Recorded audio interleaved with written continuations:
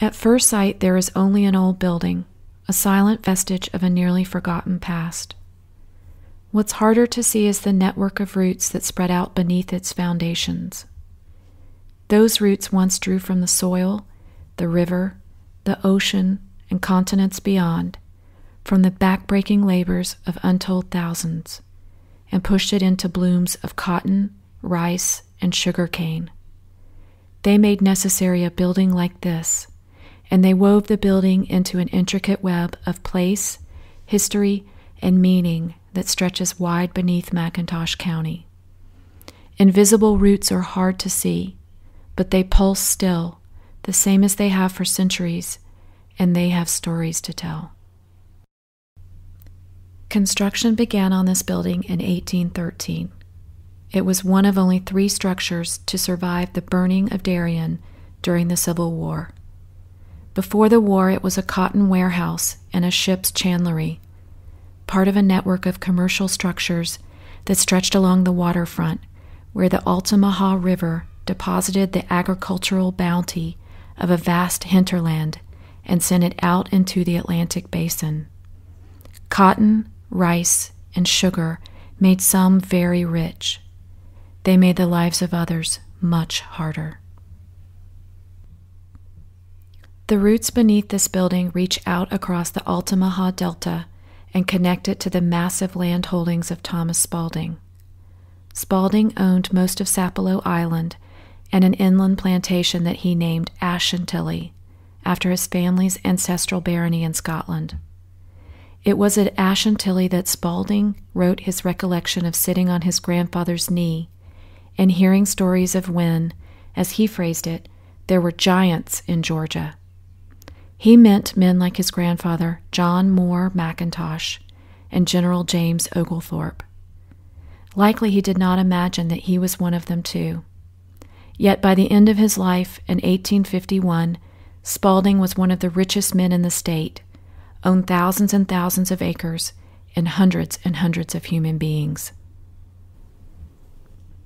Spalding saw a world of cotton, rice, and sugar, of agriculture and slavery, of warehouses and ships and profits, but he couldn't see the roots and he couldn't see the giants around him. Foremost amongst them was a man he owned, a man by the name of Bilali or Ben Ali. Bilali was born in West Africa in the 1770s in what is now the Republic of Guinea. Enslaved as a young man and sold to the Caribbean, Bilali was an educated and devout young Muslim who brought with him a 13-page, leather-bound journal in which he had written what he could remember of Islamic ritual and prayers. Little of Bilali's Arabic text can be translated, but in one clear section he wrote, "O God, make me one of your evident supporters. Make me one of the pure. Make me your servant." Thomas Spalding made him his servant instead, and Bilali spent the next 5 decades overseeing Spalding's Sapelo Island slaves. The web of roots also stretches to Harris Neck and the northern reaches of the county. This place became home to a young girl who had been captured and enslaved in Sierra Leone and sold to the Georgia coast. She labored there for a lifetime, likely possessed nothing, but always owned the memory of a specific song she had learned in the Mende dialect of her childhood. She taught the song to her granddaughter, who later taught it to her granddaughter, who in the 1980s was able to see for the first time that the song had roots that stretched from Harris Neck back to one specific village in Sierra Leone.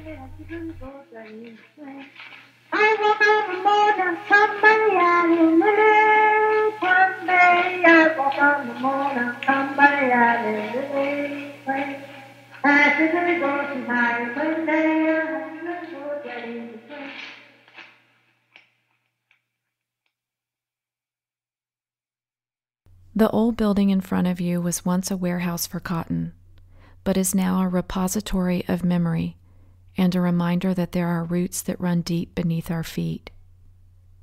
The Mende girl's song, Bilali's journal, and the name of Spalding's house make clear to us that this building isn't just a place where the products of the Old South entered into the Atlantic world. No, it is equally important to see that this rugged, wild island coast, these structures, and these deep roots are where the Atlantic world entered the continent and made Georgia.